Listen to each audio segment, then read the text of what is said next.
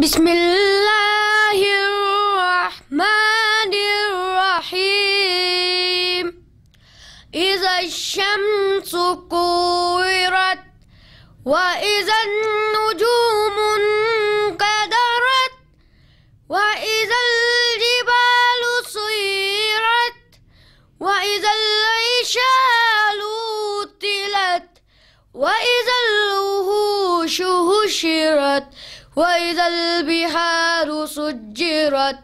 وَإِذَا الْبِحَارُ سُجِّرَتْ وَإِذَا الْبِحَارُ سُجِّرَتْ وَإِذَا النُّفُوسُ زُوِّجَتْ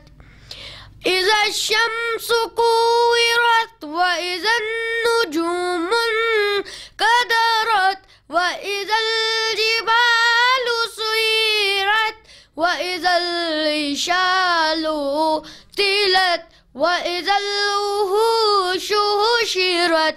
وَإِذَا الْبِحَارُ سُجِّرَتْ وَإِذَا النُّفُوسُ زُوِّجَتْ وَإِذَا الْمَوْءُودَةُ سُئِلَتْ بِأَيِّ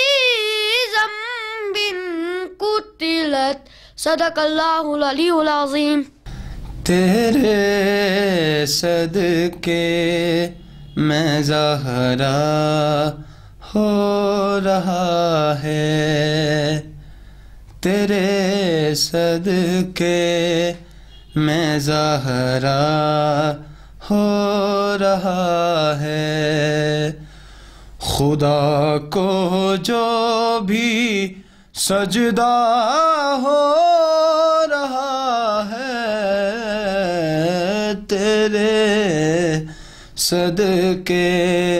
میں زہرا ہو رہا ہے، تیری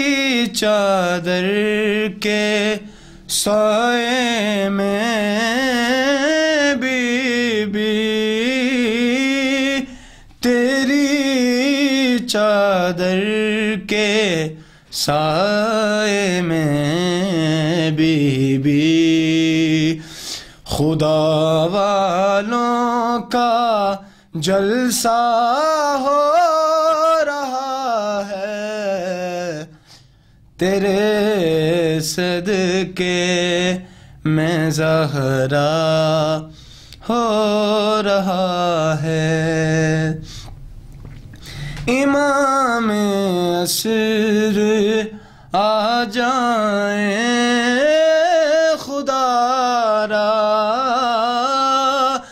امام عصر آ جائیں خدا را، علی والوں میں جھگڑا ہو رہا ہے، تیرے صدقے میں زہرا ہو رہا ہے، زہرا تیرے صدقے میں زہرا ہو رہا ہے، اور کسی مختار کو بھیجیں بی بی، کسی مختار کو بھیجیں بی بی، ہمارا شہر کوفہ ہو رہا ہے، تیرے صدقے میں زہرا ہو رہا ہے، زہرا تیرے صدقے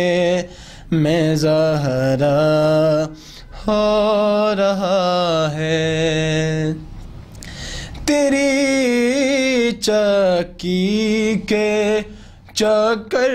سے بی بی، تیری چکی کے چکر سے بی بی جہاں کا رزق پورا ہو رہا ہے تیرے صدقے میں زہرا ہو رہا ہے اور مسلمانوں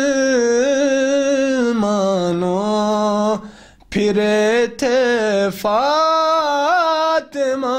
سے مسلمانوں پھرے تھے فاطمہ سے تمہارے ساتھ اچھا ہو رہا ہے تیرے صدقے میں زہرا ہو رہا ہے زہرا تیرے صدقے میں زہرا ہو رہا ہے اعوذ باللہ من الشیطان اللعین الرجیم بسم اللہ الرحمن الرحیم رب اشرح لی صدری ویسر لی امری واحلل عقدۃ من لسانی یفقهوا قولی اللهم انطقني بالهدى والهمني التقوى ووفقني الى ما تحب ربنا وترضى الحمد لله رب العالمين الحمد لله الذي هدانا لهذا وما كنا لنهتدي لولا أن هدانا الله والصلاة والسلام على أشرف الأنبياء والمرسلين حبيب إله العالمين بالقاسم المصطفى محمد وعلى أولاده الطيبين الطاهرين المعصومين المظلومين الذين أذهب الله عنهم الرجس وطهرهم تطهيرا اللهم صل على محمد وآل محمد ولعنة الله على أعدائهم من الآن إلى قيام يوم الدين أما بعد فقد قال الله تبارك وتعالى في كتابه الكريم بسم الله الرحمن الرحيم شهر رمضان الذي أنزل فيه القرآن هدى للناس وبينات من الهدى والفرقان فمن شهد منكم الشهر فليصمه ومن كان مريضا أو على سفر فعدة من أيام أخر يريد الله بكم اليسر ولا يريد بكم العسر ولتكملوا العدة ولتكبروا الله على ما هداكم وَلَعَلَّكُمْ تَشْكُرُونَ خداوند تبارک و تعالیٰ کا فرمان ہے کہ ماہ رمضان وہ مہینہ ہے جس میں خداوند تبارک و تعالیٰ نے قرآن مجید کو نازل فرمایا ہے لوگوں کی ہدایت کے لیے حق اور باطل کے درمیان فرق کرنے والی نشانیوں کے ساتھ اور جو بھی آپ میں سے ماہ رمضان میں حاضر ہوں اپنے وطن میں اپنے گھر میں اور بیمار نہ ہوں تو اسے چاہے کہ وہ روزہ رکھیں اور جو بیمار ہیں یا سفر میں ہیں تو پھر ان روزوں کی جو گنتی رہ گئی ہے وہ مکمل کریں بعد والے ایام میں اور خداوند تبارک و تعالیٰ چاہتا ہے آپ کو آسانی اور آپ سے مشکل نہیں چاہتا اور خداوند تبارک و تعالیٰ کے لیے آپ ان ایک مہینے کی مدت کو پورا کر لو اور جو اللہ پاک نے آپ کی ہدایت کی اس پہ اللہ کی بڑائی بیان کرو اور تم شکر گزار بندوں میں سے ہو جاؤ گے تو خداوند تبارک و تعالیٰ نے انسان کی تخلیق کی عبادت کے واسطے اور عبادت یعنی خدا کی رضا کے لیے کوئی کام بجا لائے انسان چاہے وہ نماز روزے کی شکل میں ہو حج زکوٰۃ کی شکل میں ہو یا مالی عبادت کسی کی مدد کی جائے کسی کو افطاری دی جائے یا کسی مقروض کا قرضہ ادا کر دیا جائے، یا کوئی بھی پھنسے ہوئے مشکل میں گرفتار انسان کی زندگی میں کوئی امداد کی جائے، تو یہ ساری للہیت کے ساتھ اگر انسان بجا لائے تو یہ عبادت کہلاتی ہیں۔ اور خداوند تبارک و تعالیٰ نے دنیا میں انسانوں کو اپنی عبادت کے واسطے پیدا کیے ہیں، اور وہ واقعاً بہت سارے لوگ عبادت بھی کرتے ہیں۔ مولا کائنات امیر المومنین حضرت علیہ السلام فرماتے ہیں عبادت کرنے والے 3 قسم کے لوگ ہیں۔ ایک قوم ہے ان قوما عبدوا اللہ رغبتاً، کچھ لوگ ہیں خدا کی عبادت تو کرتے ہیں، جیسا خدا چاہتا ہے اسی طریقے سے وہ عبادت کرتے ہیں، لیکن اس کی عبادت کا مقصد یہ ہوتا ہے کہ وہ جنت حاصل کر لیں، جنت کی رغبت میں، ثواب کی رغبت میں، اور دیگر حور و قصور اور دنیا میں خداوند تبارک و تعالیٰ کی نعمتوں کی حصول کے لیے اگر کوئی بندہ خدا کی اطاعت اور بندگی کرتا ہے تو مولا فرماتے ہیں فَتِلْكَ عبادت التجار، یہ تاجروں کی عبادت ہے۔ یہ خداوند تبارک و تعالیٰ کے ساتھ جو ہے قسم کی تجارت کر لیتے ہیں، میں تمہاری عبادت کروں گا تو مجھے جنت دے، میں تیری عبادت کروں گا تو مجھے رزق روزی دے، میں تیری عبادت کروں گا تو مجھے زندگی میں آسانیاں دے، تکالیف مشکلات سے مجھے بچا لے۔ تو یہ تاجروں کی عبادت ہے، یہ عبادت ہے، بے شک اس میں بھی کوئی شک نہیں ہے،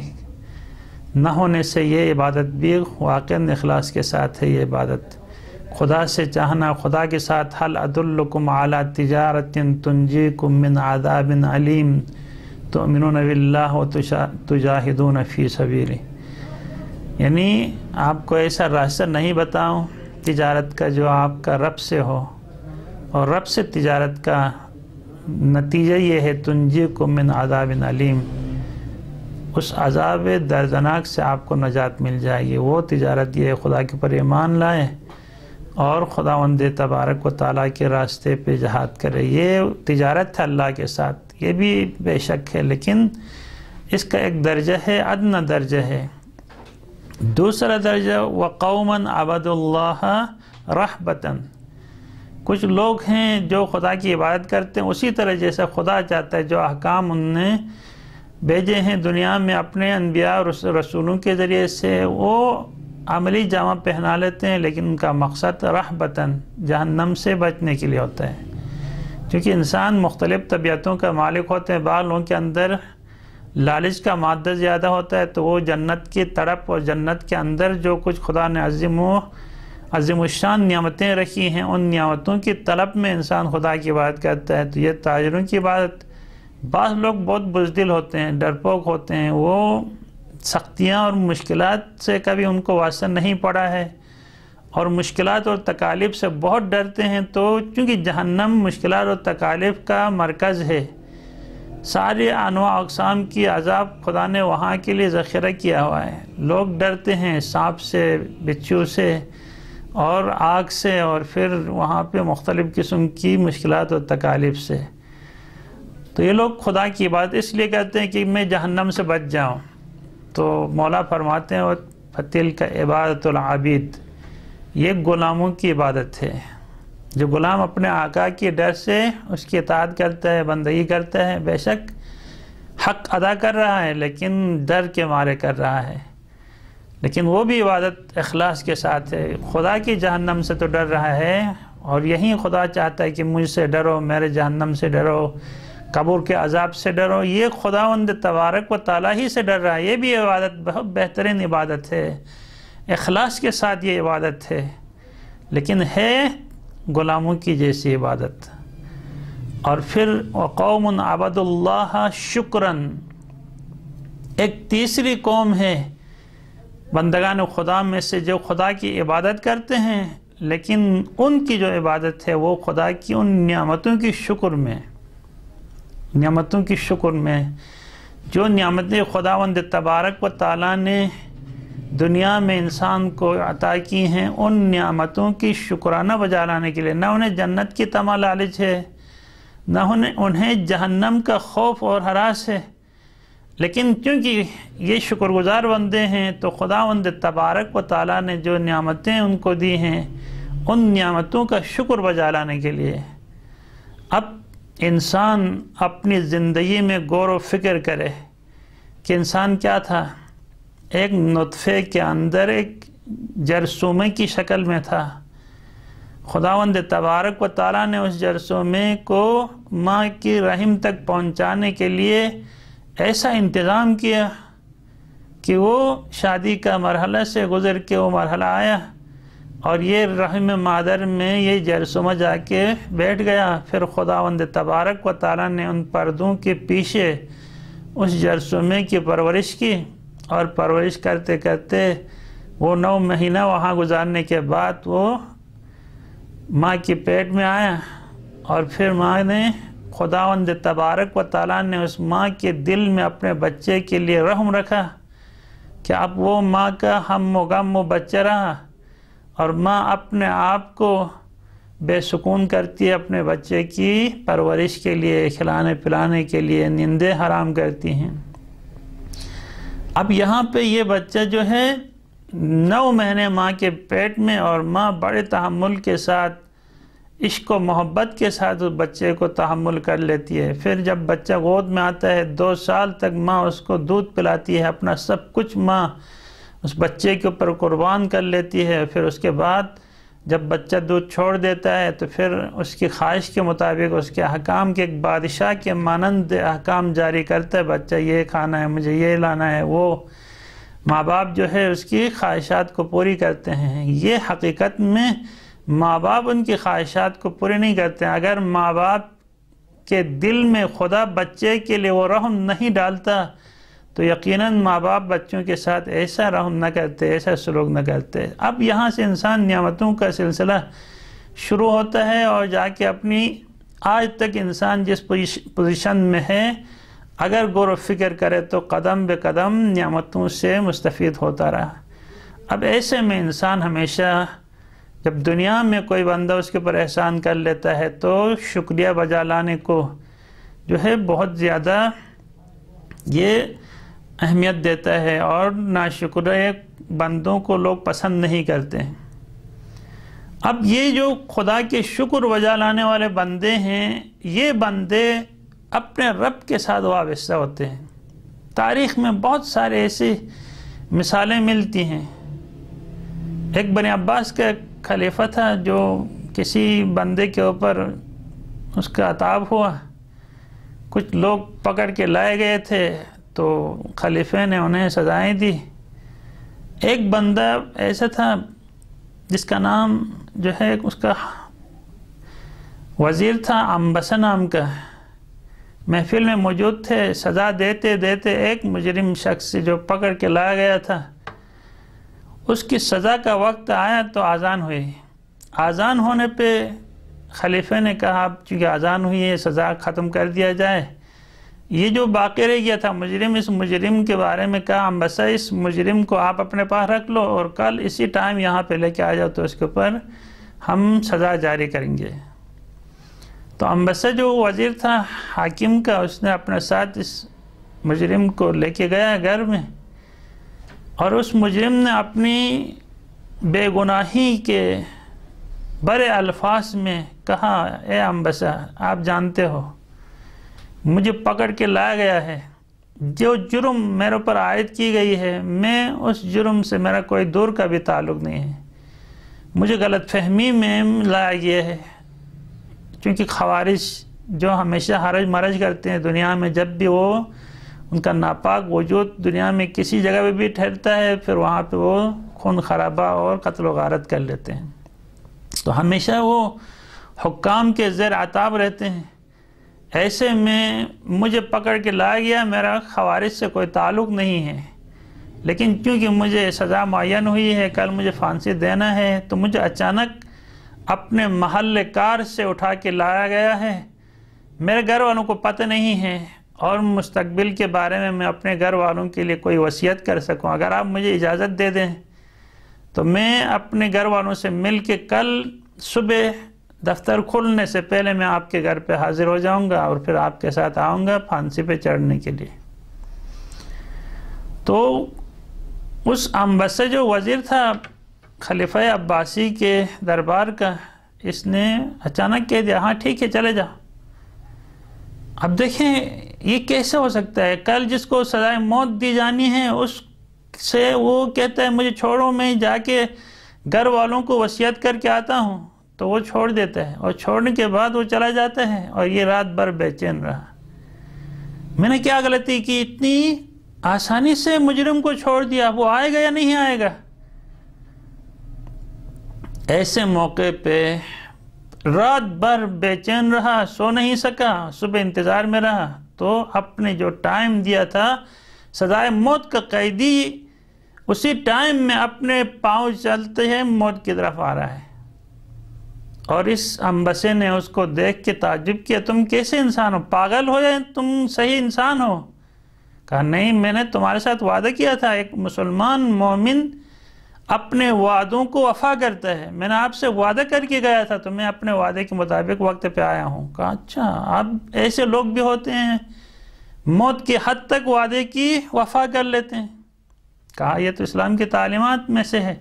لا دین لمن لا عہد لہ، اس کا کوئی دین نہیں ہوتا جس کا کوئی عہد نہیں ہوتا۔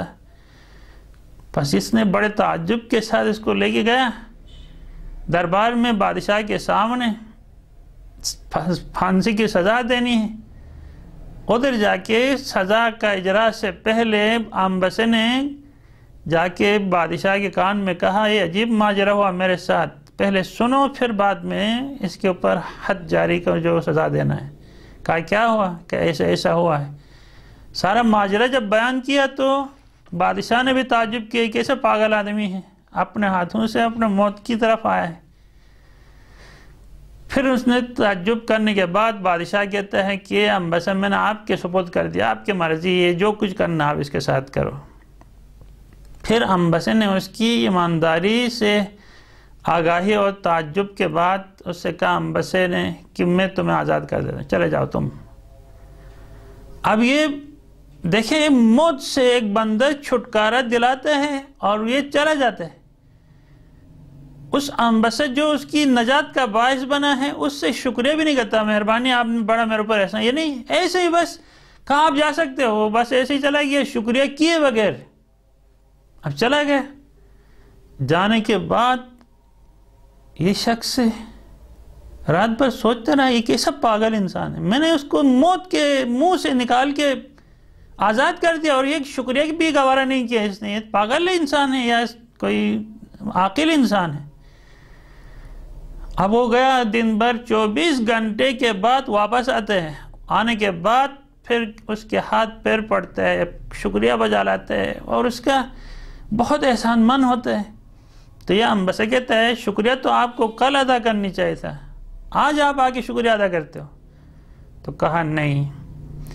یہ سارے جتنے کام ہوتے ہیں وہ پہلے خدا کی مرضی سے ہوتے ہیں،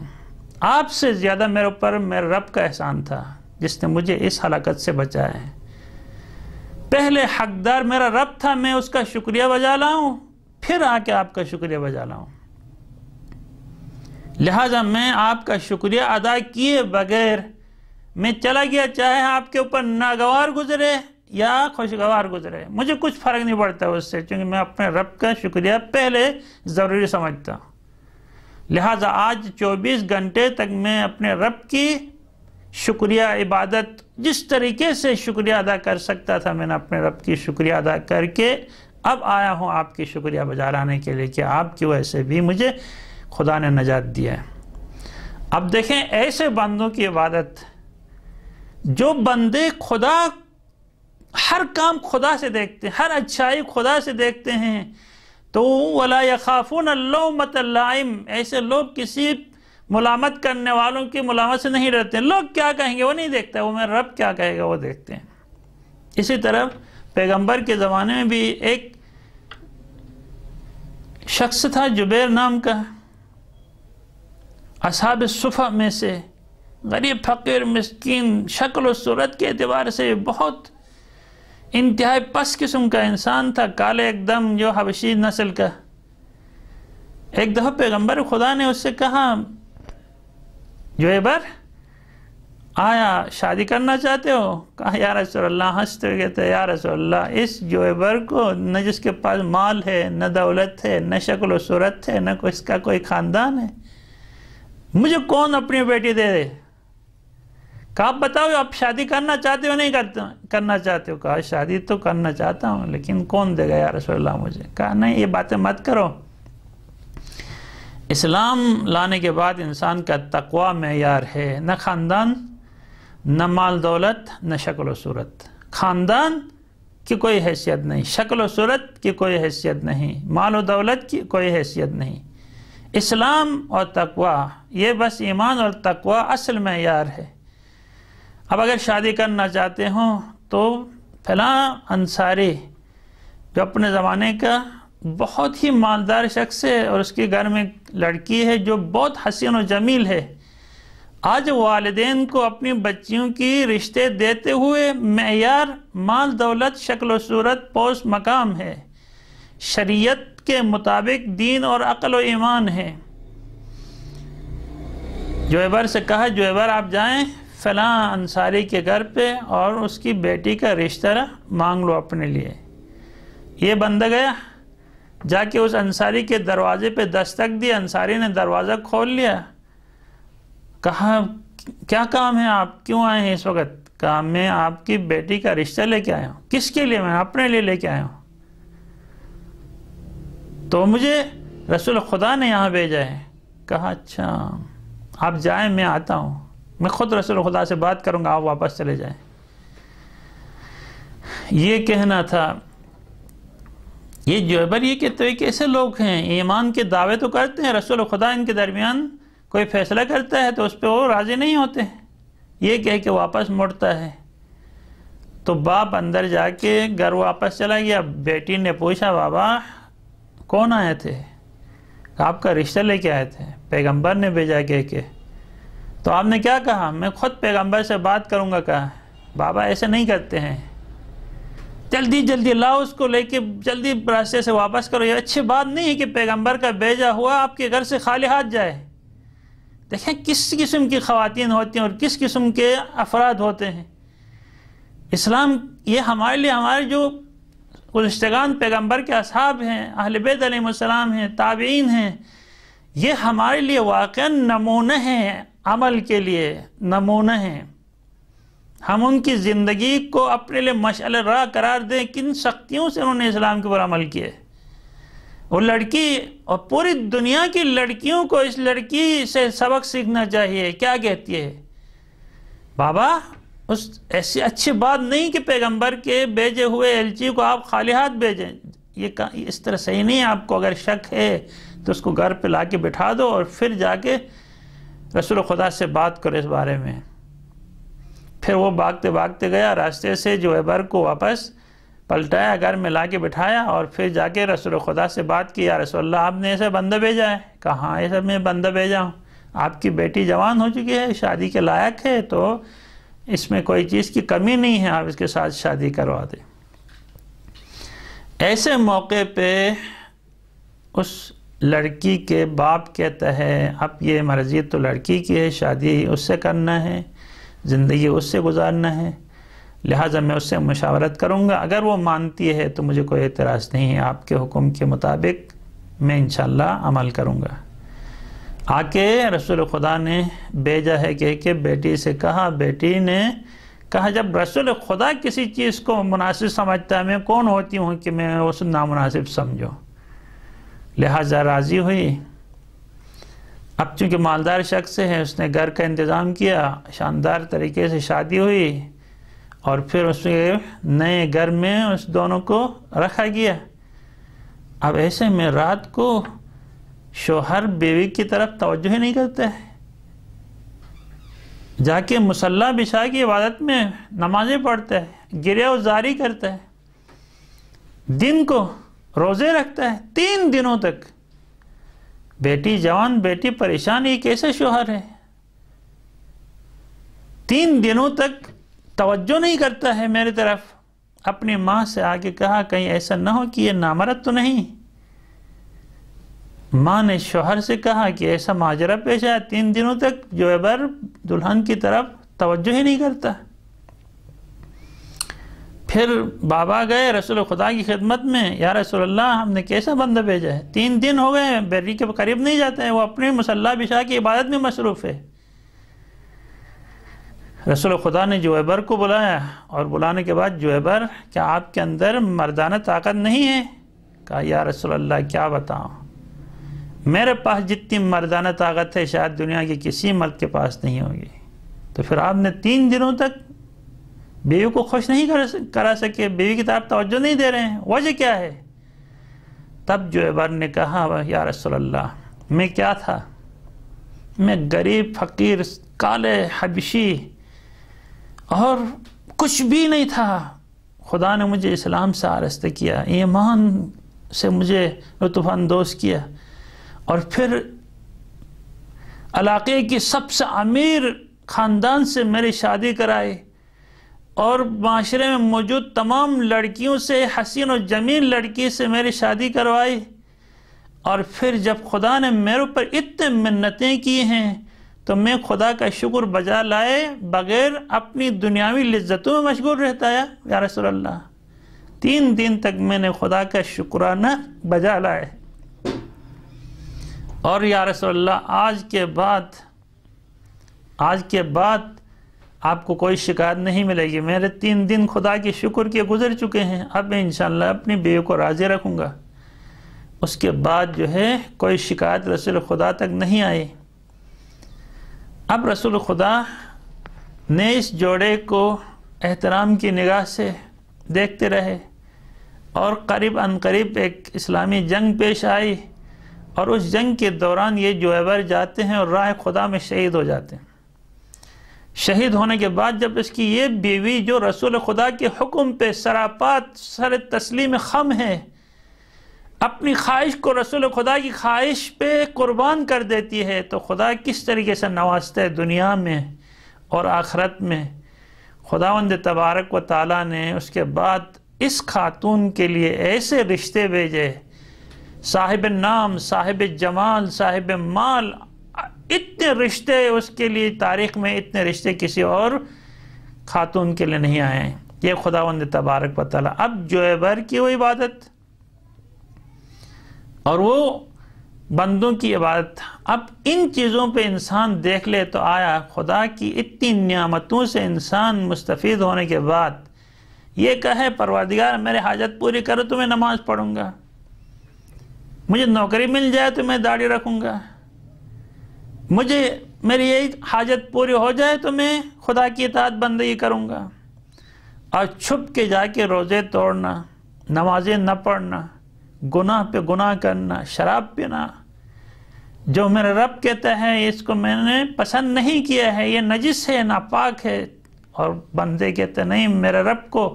ناپسند ہے تو بھی میں پی لوں گا۔ تو پھر رب کے ماننے کے دعوے کہاں پہ ہیں؟ کس کی عبادت کرتے ہو؟ کس کی حکم عدولی کرتے ہو؟ سوچو، تھوڑا سا غور کرو، تنہائیوں میں بیٹھ جاؤ۔ ہر گناہ کے بعد اگر تم مسلمان ہو تو تمہیں پشیمانی ہونی چاہیے، اگر کافر ہو تو پھر پشیمانی کافر کو نہیں ہوتی کیونکہ وہ خدا کو نہیں مانتے، لیکن اگر مسلمان ہو تو حکم خداوندی کی معصیت کے دوران تمہیں تھوڑی توجہ خدا کی طرف ہونی چاہیے، اور جب خداوند تبارک و تعالیٰ کی طرف انسان کی توجہ ہوتی ہے تو پھر ان باتوں پہ تھوڑی سی غور کریں کہ رب نے ہمارے ساتھ کیا کیا اور ہم اپنے رب سے کیا کرتے ہیں۔ رب نے اتنی ساری انعامات سے ہمیں نوازا ہے اور اپنی عبادت کرنے کا حکم دیا، یہ عبادت کرنے کا حکم بھی ایک انعام کا حصہ ہے، کیونکہ پھر ان عبادتوں کے ذریعے سے خدا جس طریقے سے دنیا کی نعمتوں سے نوازا ہے، اسی طرح قبر کے بعد کے مراحل کی نعمتوں سے بھی نوازنے کے لیے خدا کہتا ہے میری عبادت کرو۔ اور اب بندہ جو ہے نہیں، رسول خدا فرماتے ہیں کہ میں ڈر رہا ہوں اگر کوئی انسان دن میں 4 نعمتوں کی یاد نہ کرے کہیں یہ نعمتیں چھن نہ جائیں۔ ہر انسان جو احسان کرنے والا ہوتا ہے اس کا شکریہ اسی حساب سے ہوتا ہے، اور رب کا احسان کا شکریہ اسی حساب سے کہ ہم اس کی احسان اس طرح خدا کی احسان کا صلہ دے دیں کہ اس کی اطاعت کریں، فرمان برداری کریں، ان کے احکام کی تعمیل کریں، جو انہوں نے حکم دیا اس کو انجام دیں، اور جو انہوں نے منع کیا اس سے باز آئیں۔ یہ خدا کی شکر بجا لانے کا انداز ہے۔ اب جناب رسول خدا فرماتے ہیں انسان کو ہر دن 4 نعمتوں کا شکر بجا لانا چاہیے، وَإِلَّا یہ نعمتیں چھن نہ جائیں۔ سب سے پہلے انسان کو یہ کہنا چاہیے الحمدللہ الذی عرفنی نفسہ، پروردگار نے مجھے اپنی پہچان کروائی ہے، اس پہ میرا وَلَمْ يَتْرُكْنِي عُمْيَانَ الْقَلْبِ، مجھے ضلالت اور گمراہی کے اندھیروں میں نہیں رکھا خدا نے مجھے۔ میں خصوصاً گلگت بلتستان کے لوگوں سے اپیل کرتا ہوں، گزارش کرتا ہوں اس نعمت عظمیٰ پہ، اگر آپ ہندوستان میں ہوتے، اگر آپ چائنا میں ہوتے، اگر آپ ان ممالک میں ہوتے، یورپ کے اندر ہوتے، تو آپ کبھی مسلمان نہیں ہوتے، آپ یا عیسائی ہوتے، روس میں ہوتے، چائنا میں ہوتے، کمیونسٹ ہوتے، لیکن آپ کو خداوند تبارک و تعالیٰ نے ایک اسلامی معاشرے میں پیدا کر کے آپ کو مسلمان بنایا، اپنے رب سے آشنا کر دیا آپ کو، رب نے آپ کو اپنے لیے قبول کیا اور آپ نے اپنے رب کو قبول کیا۔ اور ان لوگوں کی حالت دیکھیں جو رب کو نہیں مانتے ہیں، ان کے ہاں کیا کیا ہوتا ہے جو رب کو نہیں مانتے۔ ان کمیونزم کو دیکھیں روس کے اندر، چائنا کے اندر اور کچھ ممالک کے اندر، آج ان کا کیا انجام ہوا ہے؟ جو مادیت کو سب کچھ سمجھتے تھے آج وہ خود خدا کی بات کرتے ہیں، کمیونزم کے پلے ہوئے افراد۔ اب کرونا وائرس کے بعد چائنا کا صدر قرآن اٹھا کے بیٹھتا ہے، امریکہ کے صدر سجدے میں گرتا ہے، مشکل میں پڑنے کے بعد، اور ہمیشہ انسان کی عادت ہی یہی ہوتی ہے۔ جس طرح خداوند تبارک و تعالی نے سورہ انعام کی 63 اور 64 نمبر کی آیت میں ارشاد فرمایا ہے قُلْ مَن يُنَجِّيكُم مِّن ظُلُمَاتِ الْبَرِّ وَالْبَحْرِ، رسول کہہ دو ان کو آپ صحرا اور دریاؤں کے گپ اندھیرے سے کون نجات دینے والا ہے؟ تدعونہ تضرعا خفیۃ، جو آپ چھپ کے اپنے رب کے سامنے مشکل میں گرفتار ہوتے ہو، تو جو تضرع زاری کر کے گڑ گڑاتے ہو لَإِنْ أَنْجَانَ مِنْ هَذِهِ لَنَكُونَنَّ مِنَ الشَّاكِرِينَ، اگر ہمیں اس مصیبت سے، اس گرفتاری سے نجات مل جائے تو ہم شکر گزار بندوں میں سے ہو جائیں گے۔ آج کتنے لوگوں نے، کتنے حکمرانوں نے خدا سے وعدے کیے ہوں گے اس کرونا وائرس سے ہمیں نجات مل جائے، تو ہم کیا کیا کریں گے؟ جب یہاں پہ اس وقت جب مسجد کھلی تھی، ہوم سیکٹری اور ہیلتھ کے سیکٹری اور دیگر عملہ، کمشنر صاحب، ڈی سی صاحب، اے سی صاحب، اس کے دیگر جتنے بھی پورا عملہ آئے ادھر آنے کے بعد کہا آغا صاحب کرونا وائرس آیا ہوا ہے، پھیلنے کا اندیشہ ہے، احتیاطی تدابیر کی ضرورت ہے، اگر جمعہ اور جماعت تعطیل ہو جائے تو مناسب ہوگا تاکہ یہ بیماری سے ہم جو ہے محفوظ رہیں۔ تو انہوں نے اپنی جو گزارشات احتیاطی تدابیر ہونی تھی وہ بتا چکے، تو میں نے ان سے کہا کہ ٹھیک ہے آپ جو کہہ رہے ہیں کہ ہم جمعہ بند کریں، جماعت بند کریں، اجتماعات کو جانا چھوڑ دیں، کوئی پروگرام منعقد نہ کریں اجتماعی سطح پہ، آپ یہ کہہ رہے ہیں، آپ دیکھیں کہ یہ کورونا وائرس کیا کرے گا ہمارا؟ کورونا وائرس ہماری دنیا لے سکتا ہے، ہمارا مال لے سکتا ہے نا، ہمارے آخرت کو تو خراب نہیں کر سکتا ہے، ہمارے میں جہنم میں تو نہیں ڈال دے گا یہ کورونا وائرس اٹھا کے۔ جبکہ دنیا میں اس آپ کے ماتحت جن چیزوں کو آپ روک سکتے ہو، بہت سارے وہ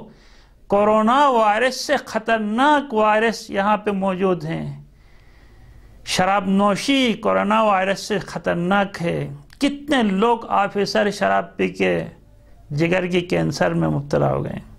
اور وفات ہو گئے، دنیا سے چلے گئے۔ کتنے لوگ ہیں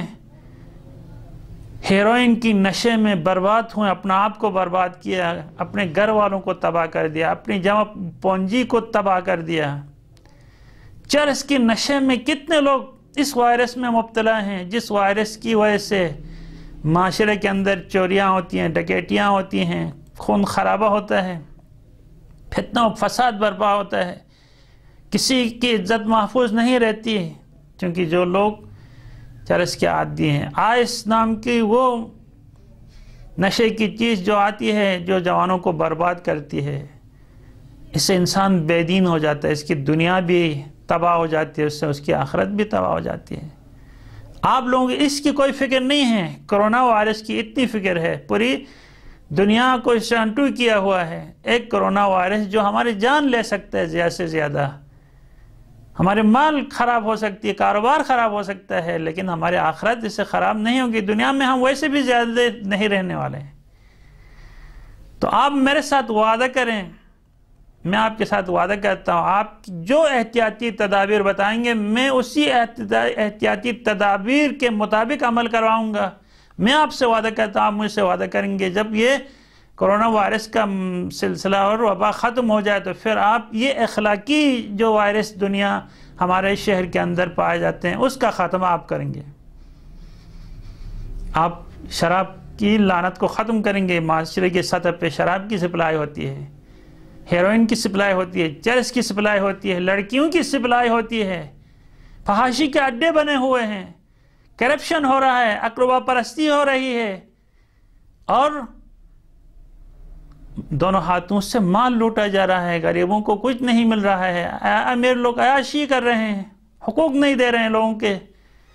آپ میرے ساتھ وعدہ کریں کہ کورونا کا مسئلہ ختم ہونے کے بعد آپ معاشرے کی سطح پہ آپ ان وائرسوں کا مقابلہ کریں گے۔ تو انہوں نے ہوم سیکریٹری صاحب نے کہا کہ صاحب میں وعدہ کرتا ہوں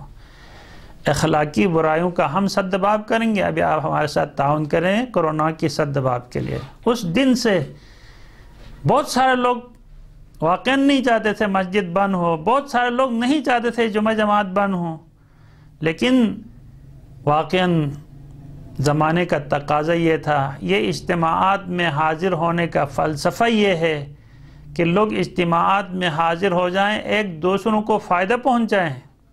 اسی لیے اجتماعات میں ایک دوسروں کے احوال سے باخبر ہوں، ایک دوسروں کو سمجھ لیں، ایک دوسرے کی جان پہچان ہو۔ اجتماعات میں آنے کا فلسفہ یہ ہے۔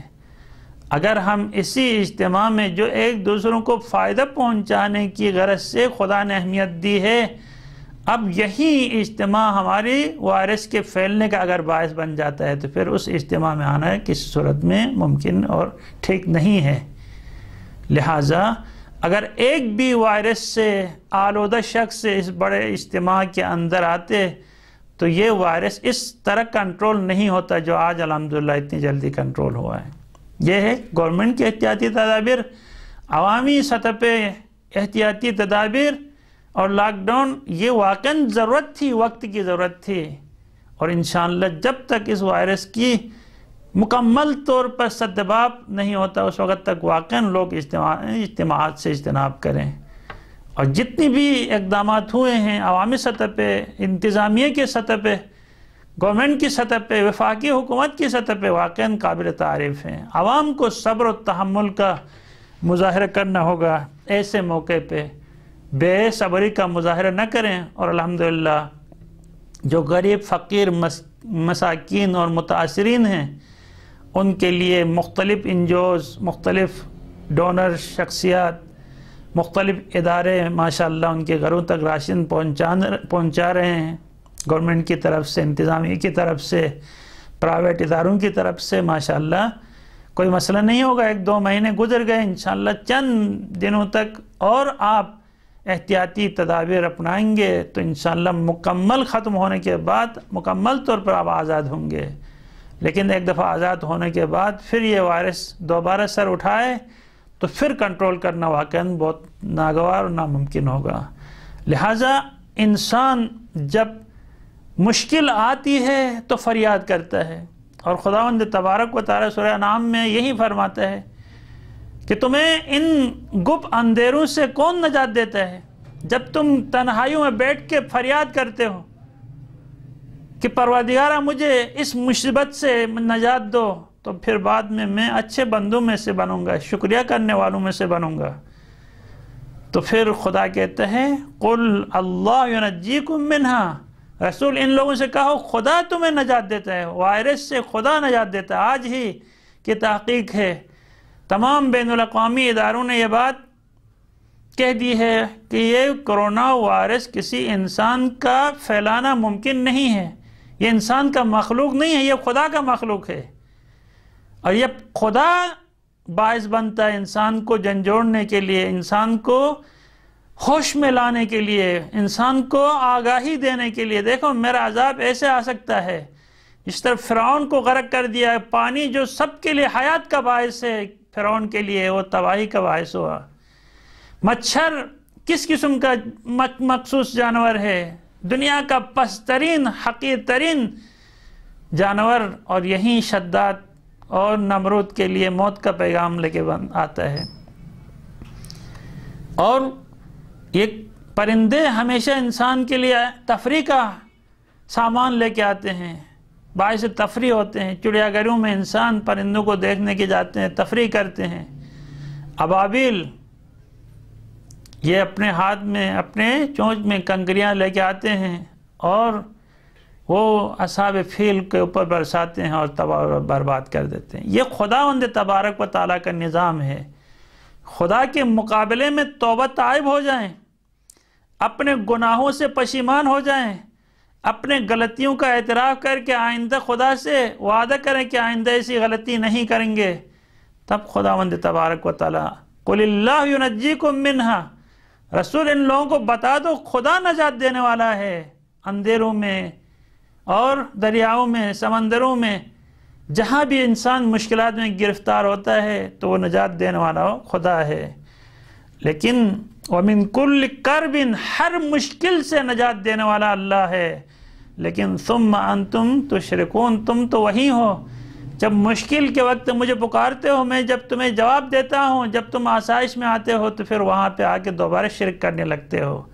اپنے آپ کی پرستش کرتے ہو، اپنے آپ کو میرے مقابلے میں لا کے کھڑا کر دیتے ہو، اور میرے لیے دوسرے خداؤں کو لے کے آتے ہو، کبھی عیسیٰ کو خدا بنا کے، کبھی موسیٰ کو خدا بنا کے، کبھی کسی بت کو خدا بنا کے، کبھی کسی بچھڑے کو خدا بنا کے تم میرے مقابلے میں لے کے آتے ہو۔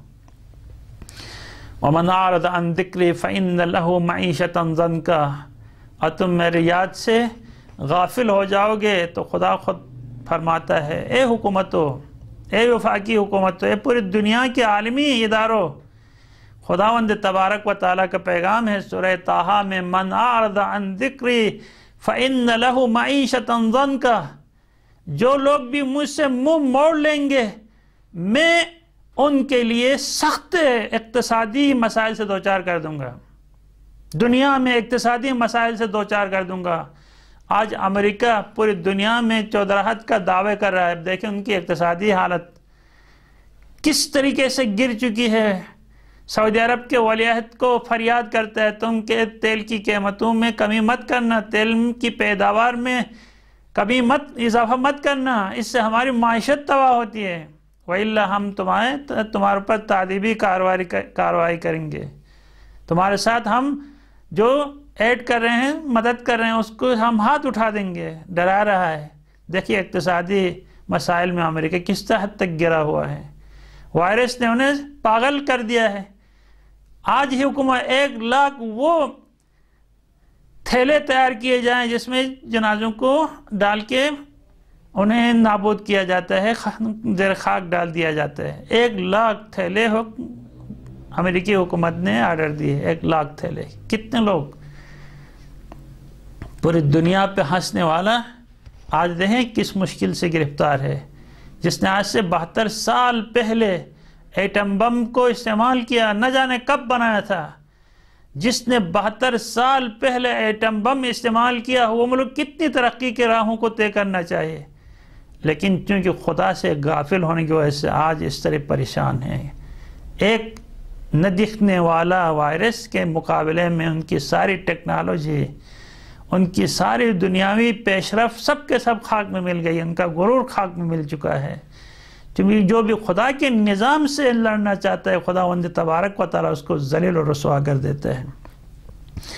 تو وَمَنْ أَعْرَضَ عَنْ ذِكْرِي فَإِنَّ لَهُ مَعِيشَةً ضَنْكَ وَنَحْشُرُهُ يَوْمَ الْقِيَامَةِ أَعْمَى۔ دنیا میں تو ہم انہیں اقتصادی مسائل سے دوچار کر دیں گے، اور جب کل